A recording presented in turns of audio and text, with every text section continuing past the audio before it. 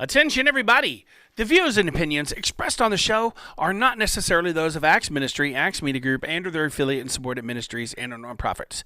For without any further words, it's a man with a plan to put gold in your hand, Tony Hammock.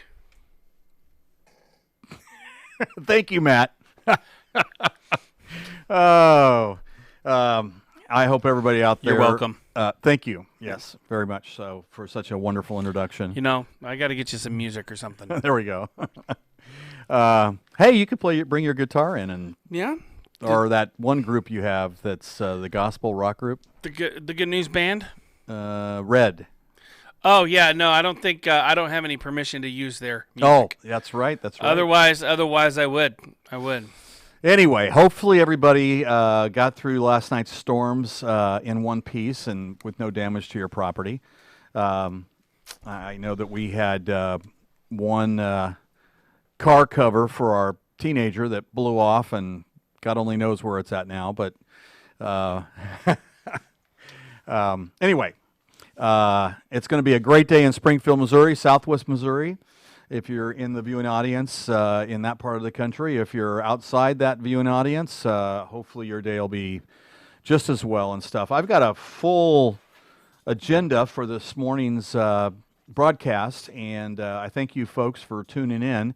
You know, just been a lot of activity. I mean, anymore it seems like every week I say that, but I mean, holy cow, they're, you know, just daily out of Washington or Wall Street or, you know, the Federal Reserve or some of our other countries around the world as far as things that are going on that can affect the things we talk about, which are, you know, the alternative assets, precious metals, and things like that. So, you know, I guess probably what I should do is, without further ado, start getting into some of the things that we talk about weekly.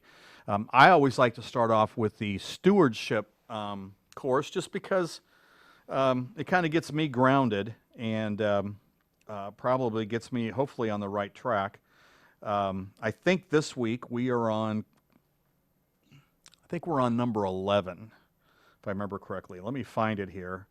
That was another thing. Because of the storms last night, I unplugged everything, and I got ready to come over this morning, and I realized my laptop had no battery left. So I guess I was hoping I was going to have it charge all night, and it didn't get a chance to do that.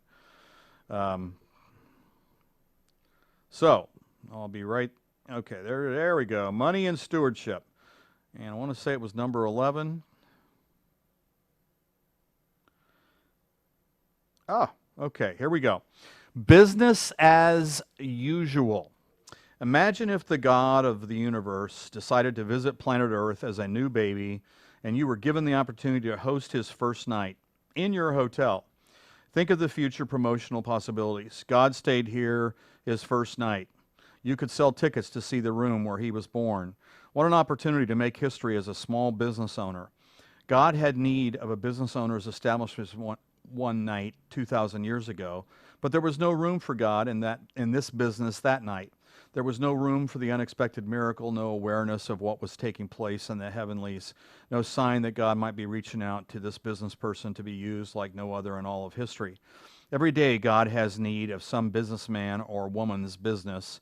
He wants to demonstrate miracles in their business, but there is no room in their business for Jesus. He is not asked to participate. That night, God slept in a stable. That night, a business opportunity from heaven was missed. It was business as usual. May we all have spiritual eyes and ears to know when our Master is needing what he has entrusted to us for his purposes. Well, that is short and sweet as compared to some of the ones we've had, but boy, is that not thought-provoking. You know, I've always said that you never know who you're talking to and, you know, what they are and all this kind of stuff. And you know, I've told you all about the experience I had in college where there was what looked like a homeless person, you know, out doing this big hollering thing he was doing. And, you know, at one point he just stopped and said, "How many people in the audience are Christians?" And nobody raised their hand. And, you know, I was on the bus back to the student housing, and it dawned on me, oh my gosh, that's the way it's going to be. You're not going to know, you know, if it's somebody looking for a room. And, you know, of course, they end up in the manger and stuff. So that was just one of those the lights going off in my life as far as an opportunity to share God's omnipotence. There's a word for you, omnipotence. We've got a bunch of them, or a plethora, if you like my friends with the Three Amigos. That's where I picked up that word. But anyway, hopefully that course is something that brings a thought-provoking start to your day. We've got a couple other things we like to do. One is let's get into some of the pricing and things that are going on in the world. And you know, we don't do this show just to hear myself think about this and hear myself. I mean, you know, hopefully, if nothing else, some part of the show, one thing is helping somebody out there. And, you know, if you ever had questions, you can always text Matt, I know, or Jason. You're welcome to text me. My number is 417-755-0700. My email is tony@thegoldaffiliate.com. And, you know, we're obviously doing this, hopefully, obviously, so that, you know, we can help somebody with maybe a decision they're making. I mean, let's put it this way. What would it be like to be getting ready to retire in these last 8 weeks? Because, you know, most people retire and they roll their 401k over to an IRA, and most advisors put them in a mutual fund, and, you know, all these kinds of things are the usual suspects, so to speak. And then, you know, if you'd done that, let's say back in January, and now your retirement funds were, you know, 30% less, excuse me, you know, that wouldn't make you feel too good, would it? I mean, there's the two most vulnerable times of a person getting ready to retire. They call this the sequence of withdrawals. And, you know, you've got a 401k, it's getting close to retirement. Well, that, let's say 6 months right before retirement is very vulnerable because, you know, let's say you got a couple 100,000 and now it's 100,000. You retire, you roll it over, and then that next 6 months, you know, there's about a little, you know, window of opportunity there that if you aren't lucky, you could really damage your retirement as far as, you know, what you can live on and all those kinds of things and stuff. And I don't have any charts or graphs with me, so I won't spend a lot of time on that because that's best seen probably visually with an example of, you know, a market correcting and stuff. I know the folks that suffered through '08, you know, a lot of them took 7 years to get back to whole. And, you know, part of that is, you know, a lot of people don't realize this, but when the market goes down 30%, or let me back up, when your account goes down 30%, how much does it take to get back to 100%? And a lot of people are like, well, 30. Well, no, that's not that, because think about it. If you had 100,000 and you were down 30%, you're now at 70,000. So if you take 30% of 70,000, that's only going to be 21,000. So, you know, that gets you back to 91,000. You actually need something more like probably a 45% type of return to get back to, you know, where you started and everything. But anyway, I'm getting off in the weeds. I won't do that. We've got some pricing that, you know, anymore is just really interesting. Like, for example, here's Bitcoin. Bitcoin right this second is 380, pardon me. That was Ethereum. Bitcoin is $8,285.91. It's up 7.74% today. And you know, we said we would talk about Bitcoin from time to time because it is an alternative. For the week, it's up 17%. For the month of April, it's up 35%. And already this year, it's up 61%. And I can tell you, those numbers are a lot better than what we're seeing in, you know, some of the Wall Street type products like mutual funds and stuff. But there's also a high degree of risk with Bitcoin. I would never encourage anybody to get into Bitcoin with any money that they couldn't, you know, tolerate losing. I mean, it's very much an aggressive play and very speculative at this point. But for some reason, it's on the move. And it's exciting when it does this. I don't know if any of you were tracking Bitcoin back in 17, But in December of 17, I want to say somewhere around the middle of December, it actually got up to almost $20,000 per Bitcoin. And people were still jumping in. They were still jumping in. And of course, all of a sudden, whatever happened to terminate that euphoria hit, and within weeks, it was back down, less than 10,000. And so my point is it's not something for widows and orphans. It's something for, somebody who's, really a speculator, I would say, and whatnot. But anyway, price is going up, and it's moved up substantially here just in the last couple of weeks.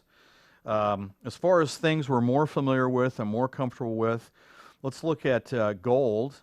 Gold's still marching forward. And like I've always said before, it takes 2 steps forward and usually like 1 step back for a variety of reasons. But as of 9:13 this morning, gold was at $1,705.90 on the ask. And by the way, these precious metal prices are in ounces, and so that'd be $1,705.90 for an ounce of gold. And silver is $15.34. Platinum is $783 an ounce. Palladium is $2,017 an ounce. And rhodium is $6,700 an ounce. So all of these precious metals are kind of, at some of the highs they've seen for some time. I guess platinum would be the one out of those 5 that, is probably not, touching new highs and so forth. But anyway, those are the precious metals. Now for the base metals, these are the ones that are, like for example, copper. And the prices I'll quote here are by the pound. So copper at 9:14 this morning was $2.37 a pound. Nickel was $5.55. Aluminum, 66 cents. Zinc, 87 cents per pound. Lead, 74 cents. And uranium, $32.75. Now think about that for a second. In fact, I brought some articles today that we'll go through. But uranium, just in the last month, has been on almost a straight up course. The low is 24.10 in the last 60 days, and that's probably about where it was there for a while we were doing these reports. It's right, mid-20s and stuff. And I think I mentioned a couple times, some of my sources really thought uranium was a play, to do well. And sure enough, here it is 60 days later, and it's touching 32. So, that's 32.75 to be exact. Crude oil making a little bit of a rebound. Remember a couple weeks ago, crude oil got down to where it was negative. I mean, think about that for a second. Did you ever think in your lifetime you would look at a barrel of oil and it was less than 0? I mean, you talk about causing some ripple effect through the economy in certain states. I mean, think about Oklahoma and Texas and North and South Dakota with the fracking that goes on, to find oil and stuff. And now all of a sudden, instead of it being $50, $60 a barrel, which it has been for a while, it's very little. I mean, right now it's $15.29, and even at that level, I can tell you some of the U.S. oil companies are probably going to go out of business. And the ripple effect there is not only will they go out of business, but the thousands of people that work for them will be looking for work. So, hopefully they can stabilize that industry. And I think it's just a matter of time. I mean, we've got a situation where, supply and demand, there's not much demand for oil right now because nobody's really out driving. There's just a lot of folks that are staying home because that's what their local governments has instructed them to do. So I'm sure once demand picks up, and then also, a couple weeks ago, OPEC got together and decided to stop some of their production. I think it was something like 9 million barrels a day, but it could have been higher. So you got to think if you've got a decreasing supply and an increasing demand hopefully coming up, you'll see gold respond to where it'll probably get back to where it was and so forth. This morning so far, as of 9:16, the Dow Jones Industrial Average is up 446 points. That brings it to 24,548. And,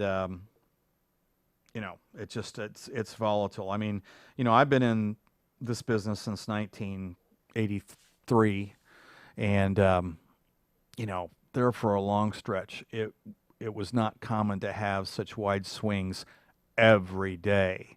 And it seems since the first of the year, we've got almost a daily occurrence where the market's up 2% and it's down 2%. I mean, if you're watching, you're hopefully agreeing with me that, this just seems very, very volatile. All those modern portfolio theory statistics they keep on volatility are probably going off the charts because of the constant swings day in, day out, and so forth. And we've got some stuff coming up in this show that we'll talk about. But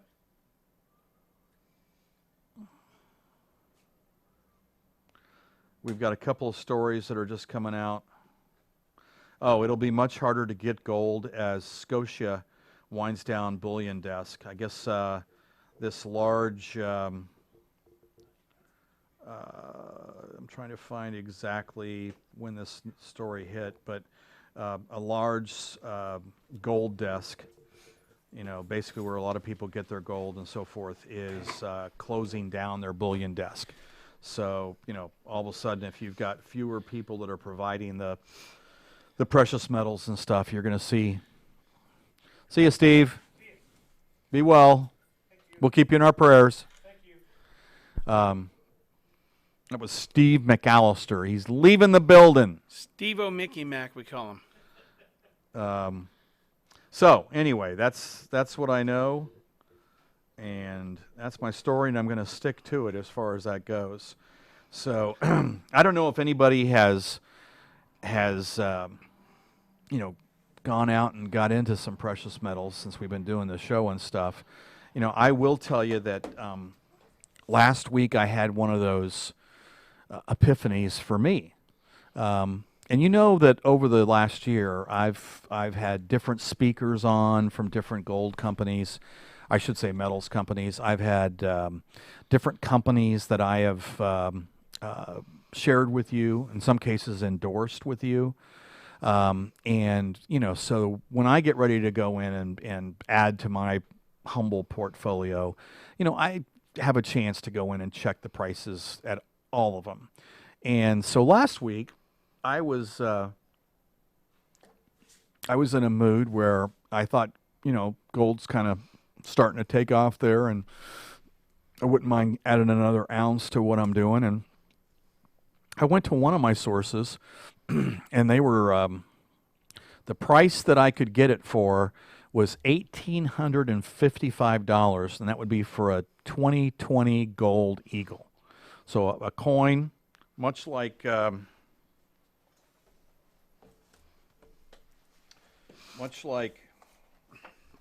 here it is. Much like this one. Now this is a silver eagle, but that's 1 ounce of silver. So the one I was looking at was a coin the same size, but it was 1 ounce of gold, and it was going for $1,855. Now at the time, the spot was about 1720-ish, somewhere in there. And I reached out to a few of my folks I work with and respect their opinions of, and asked them if that was, a decent premium and stuff. And the response was, yeah, where are you getting that at? And so I went in to buy it, and in those kinds of online type place, you buy it with a credit card, right? So I went in to buy it with a credit card, and got all the way to the basket and to check out, and they had a little in fine print. It said, "We will not accept credit card charges over $1,600." I'm like, what? It's $1,855, and you'll only take them up to $1,600. What do I do? So I sat there and kind of scratched my head for a minute or two, and then finally I picked up the phone and I called their home office.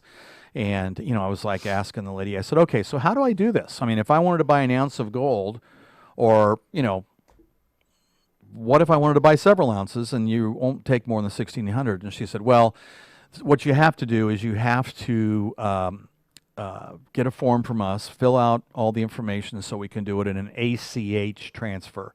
In other words, the money would go straight from my checking account or savings account to them, and that would take 3 days.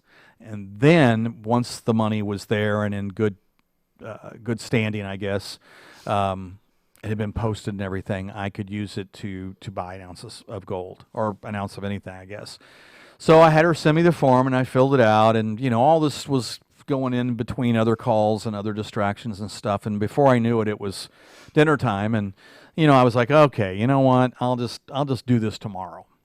And because once the markets close, a lot of times you can't really go in and buy gold and silver. You got to wait for the next day for the market to open, because they're all based on spot. So the next day rolls around, and I was getting ready to go in there, and I thought, wait a second. I do have one other company that I've added recently that has not been on my leaderboard, but I do know that they have pretty good pricing. I think I'm going to go check them out. And so I went over to their website, and and I had the browsers set up side by side. At the exact same second, for the exact same coin, they were $2 less than the first one. So I'm like, okay, $2 is $2. I don't care if they're big or small. We like them all. And so I, started looking a little bit more, and I thought, well, let's just kind of see if they've got this same goofy ceiling on what they will take on a credit card. So I got to their shopping cart, and not only would they take a credit card up to, I want to say like 50,000, but they would take wires, they would take a check, they would take an ACH, they would take a credit card, and they would take PayPal. And with PayPal and the credit card, they, had a disclaimer that the additional fee would be, charged by PayPal or charged by the credit card, and so forth. So I got to look, and I was just, if I could write a check, I'd just rather do that because the money's, sitting there and stuff. And when I went to the ability to write a check and or wire the funds, they had a 3.5% discount for doing it that way. So if you do the math real quick, you take $18.55 and 3.5%, that's about $65, give or take. And so plus the two that it was just price different and stuff. So you can kind of get a feel for where I went. And I was really happy with doing that because, at that point, I was getting the ounce of gold for more like $17.80, $17.90, as compared to, $18.55, or by that time it was like $18.60, I think, because it did move up overnight. So anyway, long-winded story to get to my point. There are several places out there where you can buy gold and silver, and if you're ever looking at that and overwhelmed, please give me a shout, because I can direct you to the companies that I use, the one I just described that has a discount for writing a check or doing it with a wire, and sometimes that adds up. I mean, $65 on a $1,800 purchase is it's about 3.5%. So anyway, rather than me ramble, Matt is back in the house. It's almost perfect timing to do a word from our sponsor. Matt, take it away. All right, let me find my little spot here. Hey, everybody. Thank you so much for joining us on the show today. We're glad to have Tony here giving us, golden advice. Because I guess you would say that he's in his golden years. Right? Yeah. With all the silver in the beard. With all the silver in the beard. Very nice-looking beard that he has there. Well, thank you. Now, today, of course, I'm wanting to remind you guys that we want to partner up with you guys to be able to expand our programming and to add different programs, also to continue to fund the other projects that we have, the Helping Hands Fund. We have also the autism awareness programs. get the Veterans Church, and then we've also got I already mentioned the Helping Hands Fund, but the Kidney Fund, which is where we raise money for one person who is getting ready to have a kidney transplant, and as soon as they do, we help to pay. We use this money to help pay the co-pays for the anti-rejection medication that is involved in that, and that gets pretty pricey. So, and that's just some of the things that we do. Go online to axmediagroup.com and scroll through everything and see what we got. We got the Real Nerds Review on there. And that way you can see what's going on, what your money is helping to accomplish as we reach out to the world and help to do the right thing by serving where needed and spreading the message of unity in Christ through the Holy Spirit. So you go on there as you're scrolling. You can look to the right and you'll see a little, well, it should be the right if you're looking at it this way. But you can see the Donate Now button. And we take credit cards, debit cards, and PayPal. So this week, well, until tomorrow is the last day of the dollar for dollar match that we're getting. All the money that is in our account will be matched dollar for dollar, and we really look forward to you guys helping us out. If everybody that watched our shows donated even $1, that would be enough to cover our overhead and to be able to ensure that we continue to be able to do this. So we are looking forward to partnering up with you guys. So go axmediagroup.com if you want to bypass all the cool stuff on there, which I don't think you do. You can go to axmediagroup.com/please-donate to go right to the donation page.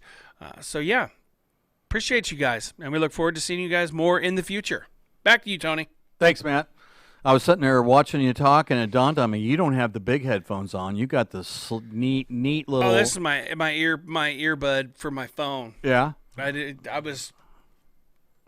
I know where my mouth is. The only reason we use those headphones is because if you get too far away from the microphone, you can hear it in the headphones and know to get closer. Got it. Once we get lapel mics, and that's lapel mics. Yeah, we want to get lapel mics. That's one of the things. That'll be kind of neat. So that way you can just sit here and talk and don't have to worry about getting further away from your microphone. Cool. Well, I know some of you out there in the viewing audience, gold and silver and platinum and palladium and Bitcoin and stuff is probably too ambitious, and that's fine. I mean, when we throw out information on some of these products, we're not saying they're right for everybody. I think my rule of thumb is with gold and silver is somewhere between 5 to 10% of your portfolio, and right now maybe just a little bit more, just because of some of the things that are going on in the world and in the markets and stuff. But some of you are more inclined to be interested in things that are interest rate related, like fixed annuities. Fixed annuities are a great way to accumulate wealth and do it with a guarantee and do it with no downside and all that kind of stuff. And one of my favorite companies, I just got their May rates. I know it's a little early. What is it? Friday is May 1st, but this company has 5, 6, 7, 8, 9, and 10-year annuities. And the two best ones, their 6-year one is got an effective yield of 2.6. And what I mean by that is their first-year rate is 2.6, and then the other 5 years are 2.6. So that's pretty easy. But like their 9-year one, their 10-year one, and this would be for amounts over 100,000. The first year rate is 3.5. They got that little teaser rate there, and you get 3.5 the first year, and then the rest of the years you get 2.5. So that makes that effective yield 2.6. So the effective yields, the 5-year over 100,000 is 2.55, under is 2.45. The 6-year is 2.6, under 100 is 2.5. The 7-year over 100 is 259, below is 249. The 8-year is 250, the below 100 is 240. And the 9-year is 257 for over 100, 247 for below 100. And the 10-year is 2.6 over and 2.5 under. So, some very competitive rates if you're, looking at interest rates around town and out on the market and so forth. My other company I really like a lot, they've got a different way of pricing their annuities. They have a 7-year annuity, a 5-year annuity, and a 3-year annuity. And they call these MIGAs, which stands for multi-year guaranteed annuity. But on their 7-year one for amounts over 100,000, it's 2.75. Less than 100, it's 245, and less than 50,000, it's 2%. And on their 5-year one, it's 2.7 over 100, 2.15 less than 100, and 1.7 less than 50. And then on their 3-year one, they've got 2.2 over 100, 1.6, 100 to 50, and then 1.2 for amounts 50 to 15,000. So there again, I think if you check rates around town or wherever you kind of like to do that, let me know, and or compare those rates. And if you want more information, let me know. Once again, you can reach me at 417-755-0700, and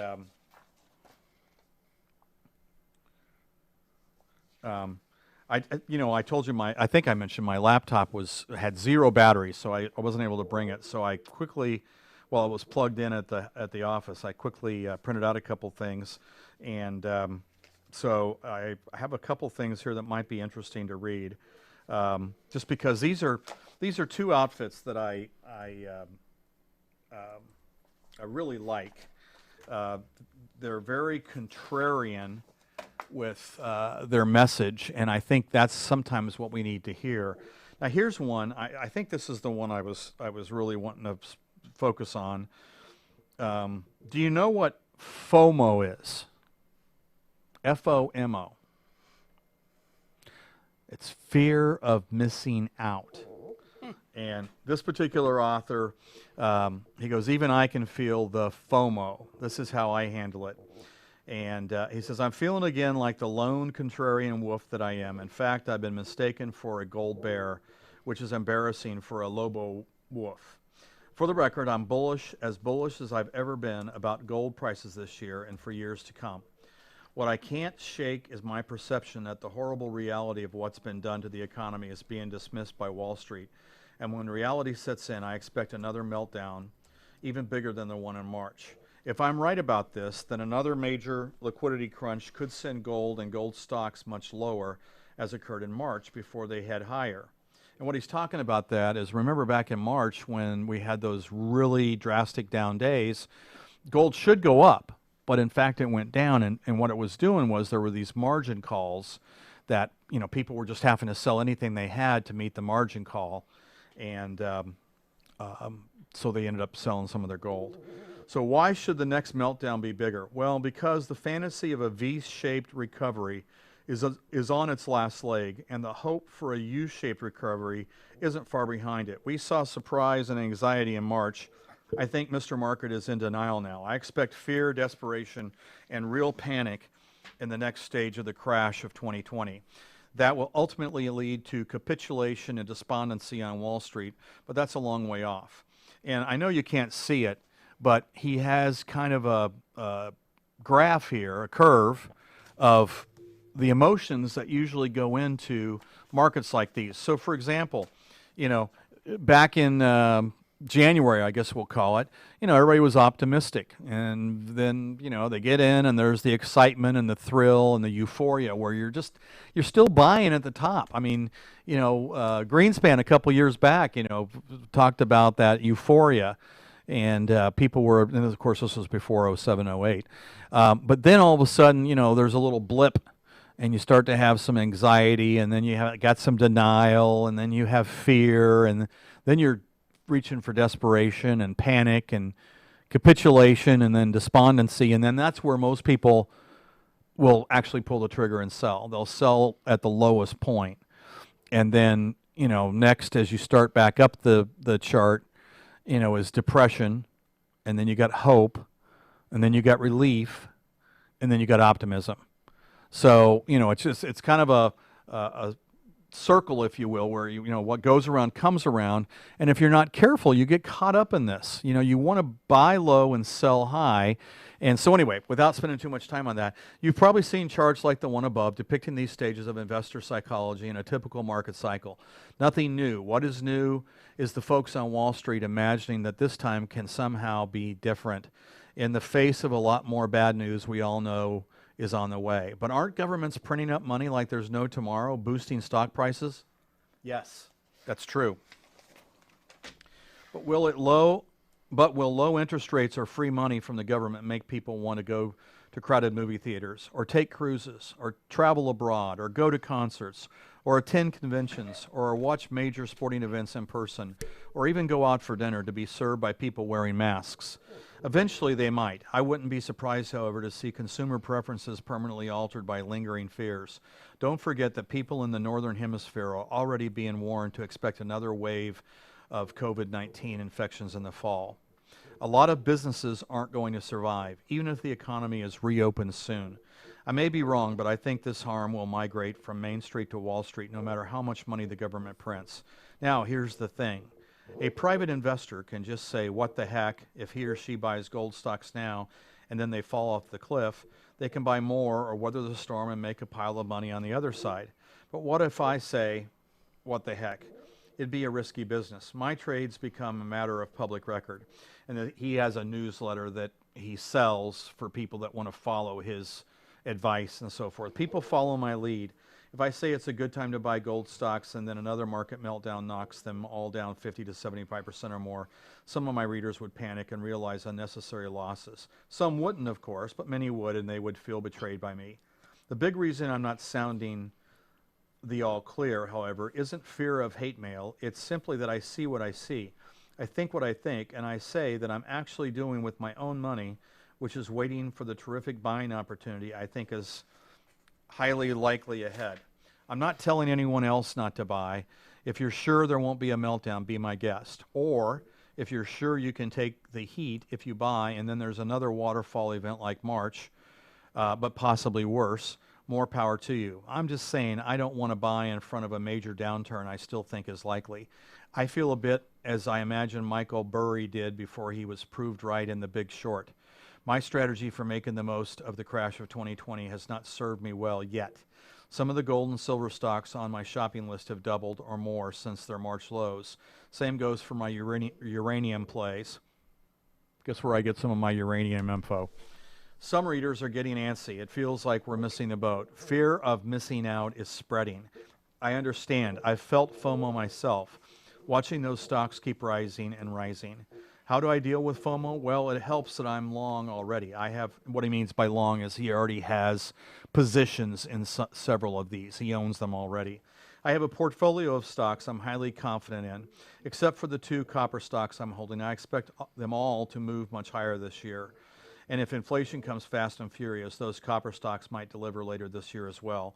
If you too already have a portfolio of stocks that are responding to higher monetary metals prices, then I encourage you to take comfort in that. You're not really missing out, just fretting about the optimal buying time. If you're with me on where gold, silver, and uranium are headed, we should have years to profit. If you're new to the resource sector, however, or an experienced hand who excited and hasn't bought back in yet, of course it would be to resist the FOMO. I'd feel the same way myself. We're almost done. This was too good to pass up. If I were in that position today, I'd pick one or two of the stocks on my shopping list that I'm most bullish on, and that have plenty of cash to keep going if the face of COVID-19 shuts down or more market meltdowns, and I'd buy a first stake. In my view, this would not be caving to FOMO. Buying full positions on everything on my list would be caving to FOMO. If I don't own any shares at all of the stock I'm most keen to own, taking a first stake in it now is hedging in case I'm wrong about the market meltdown ahead. If the meltdown never appears, at least I got my foot in the door and I'll make some money. If the meltdown does arrive, then I haven't risked that much and I can average down on a great stock I'd be happy to own more of. As for my actual situation on my own shopping list, there are some companies with near-term catalyst on it. If we don't get the market meltdown, I expect by the time those catalysts become imminent, I may well buy a first stake or add to the existing position. As above, that's not giving into FOMO. That's getting ahead of likely increase in share price with an indefinite time limit. If, let me see, I'm not going to deploy all the dry powder I've accumulated until that meltdown happens, or I'm pretty sure it's not going to happen. But hedging against the possibility of being wrong about the meltdown with some cash going into my top picks makes sense to me. What are my top picks? That's what subscribers to the Independent Speculator pay to know. You're welcome to join us. But my tactics for dealing with FOMO, those are yours for free. So if they prove helpful, I hope you'll remember the source. And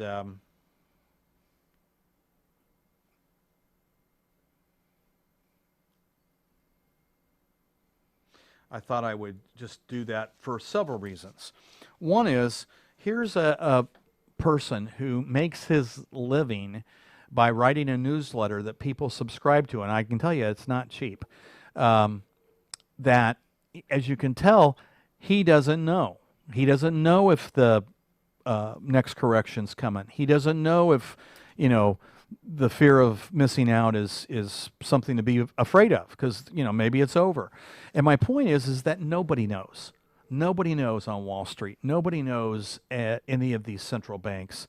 And that's one of those things it took me years to realize as a young investor back in 83 and 84 and 85 and stuff. I mean, I used to just cling on every word of some of these folks, and the ones especially that would pretend or at least act like they knew what was going to happen.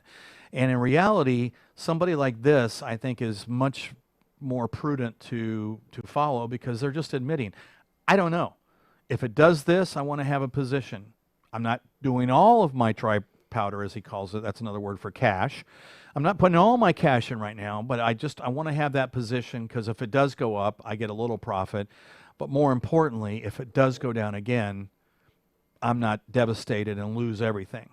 And I think that's one of the messages that I wanted to share is that, here's a person who's looking at all the different things that are going on in the world. And, there's just a lot of people that think that, especially with some of the governments, ours included, wanting to, get things going again. We don't have a vaccine. We don't have enough test kits.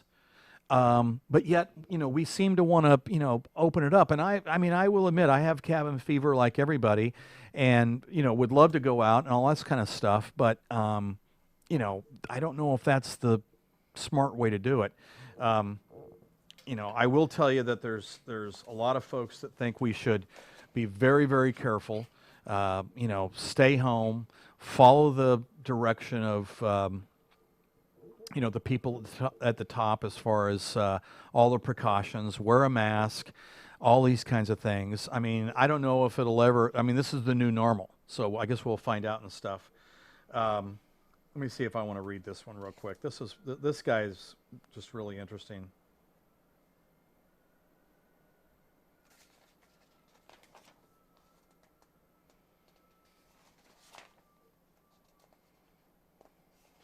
Yeah, I think I'll hold off on this gentleman. This is another favorite of mine. This is a guy named Simon Black with Sovereign Man. And, he is very much a fan of gold and silver, but he also kind of gets into, some of the different things that are, going on and so forth. Well, actually, you know what? I'll read you just a little bit of this, because it's kind of an interesting little history lesson, and he does things like this all the time. Thousands of years ago, in 458 BC, Lucius Quintius Cincinnatus was hard at work behind his plow on the family farm when a group of Roman senators showed up with urgent news. A foreign enemy called the Aequi had vanquished one of Rome's armies and was rapidly approaching the city. The Republic was in deep trouble. Cincinnatus was a formal consul and renowned military leader, so in their panic, the Roman state unanimously appointed him as an emergency dictator. All of Rome's individual freedoms were immediately suspended. Checks and balances were eliminated. Cincinnatus would have supreme power to do whatever he saw fit during Rome's time of crisis. According to ancient Roman historians, Cincinnatus told his wife, "Go and fetch my toga," and he immediately went to work. Cincinnatus was legendary. He mobilized a new army, repelled the foreign invaders, and saved the city from certain destruction, all within just 15 days. Now, does some of that sound just a little familiar as far as the panic and everything? But even more importantly, Cincinnatus relinquished all his power immediately after the victory and returned to his plow. It was a display of virtue and selflessness that Romans celebrated for centuries. Most dictators, of course, are not so principled. The ancient Greeks routinely appointed dictators during times of national emergency. Very few relinquished power willingly, and several, like Dionysius of Syracuse, Nabis of Sparta, Pisistratus, etc., ruled for decades. Excuse my pronunciation on some of those if you're up on these names. They always found a way to extend the emergency and hang on to power, and eventually the people simply became accustomed to their new reality. This is still true of human nature today. And, he gets into some of the more modern day things of, how things have changed since 9/11 and stuff. I won't bore you with just reading this whole thing, but it's just very much an eye-opener as far as some of the things we're going through, and the fact that, we've lost some of our freedoms and our liberties and our, all these things that we cherish so much as Americans and as human beings. And, it'll be interesting to see how quickly, if at all, some of them are returned. So anyway, enough of me being on my little pedestal. I'll save that one for next week also. Like I said, my printer was down or my laptop was uncharged and stuff like that. You've heard me talk about National Gold Consultants in the past. And National Gold Consultants has, through these last 6 months, almost daily, convinced me more and more at their leadership, which is Ryan Long there at the top, and their strategies. I mean, they've got 4 main strategies. One's a gold strategy outside of retirement plans, and that is where they like to use the pre-1933 coins. The silver strategy outside the retirement plans, there again with the pre-1933 coins. And the reason these coins are so important to these 2 non-qualified strategies is they are semi-numismatic, and the way they're considered by the revenue code and so forth, they maintain your privacy, which is in some people's objectives very important. Plus, they do initially carry a much higher premium than, say, a gold bar, but the flip side of that is they will appreciate a great deal faster. On the flip side, they could go down faster if things turn negative, but they are very, very handy for someone who understands the risk to get a maximum increase in a position in gold or silver. Now, their strategies inside retirement accounts are completely different. If you've got gold and you want it in an IRA, they're going to turn to Canadian Maple Leafs, maybe American Eagles, but they lead with Canadian Maple Leafs. And part of that is due to the lack of a huge premium and the quality of the gold or silver. Same with silver. Either one, gold, silver. If it's an IRA, they're going to probably lead with Canadian Maple Leafs as far as that goes. And here's just an example of a portfolio that we just put together. And I don't so much want to get into, the volume as far as dollar amounts, but just an example. Silver dollars, 3,300. And this is a non-qualified account, by the way. Pre-33, $5 gold coins, 200. Pre-33, $10 gold coins, 150. So, they're able to go in and have a diverse portfolio. Yeah, pretty much the same on this next one with combining those 3. I believe this particular person, which shall remain unnamed, was looking for, like a 50-50 split between gold and silver and everything. So just, food for thought. If you ever need more information, give me a shout, 417-755-0700. Tony at thegoldaffiliate.com. I'm more than happy to return your emails and so forth. there's just a lot of things happening almost daily. Like, for example, later today, in fact, while I've been talking, it may have already happened, but, Jay Powell, the chairman of the Federal Reserve, was supposed to be making his announcement as far as if he's going to increase rates or lower rates. Let's see if he's done it already.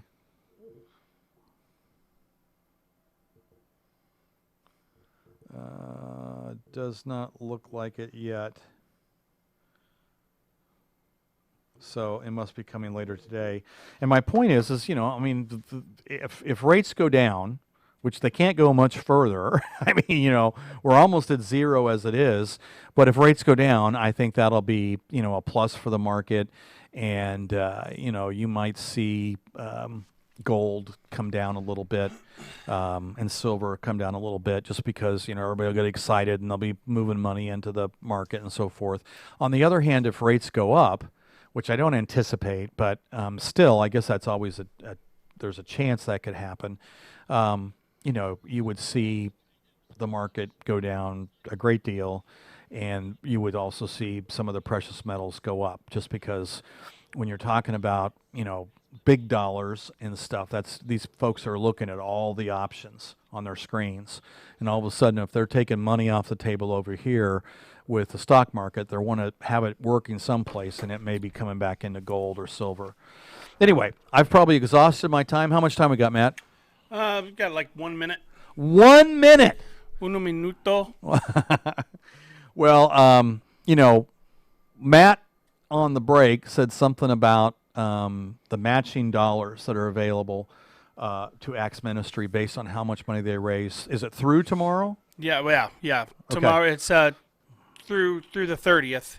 So, by all means, if you're looking for a ministry to support, I would urge you to look no further than the Acts Ministry.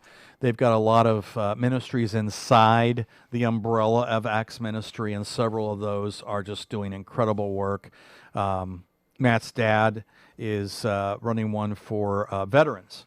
And so, if you want to support something like that for our veterans, please do so.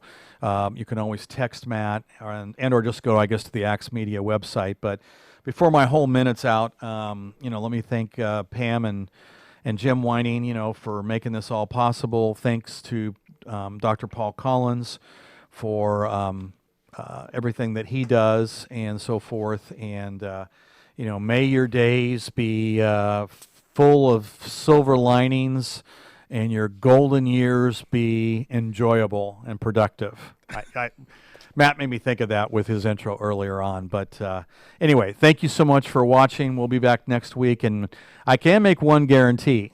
I usually can't make guarantees in the business that I'm in, but I will make one guarantee. There will be a lot of news between now and next Wednesday. So we'll try and tackle as much as we can on that show. Thanks so much.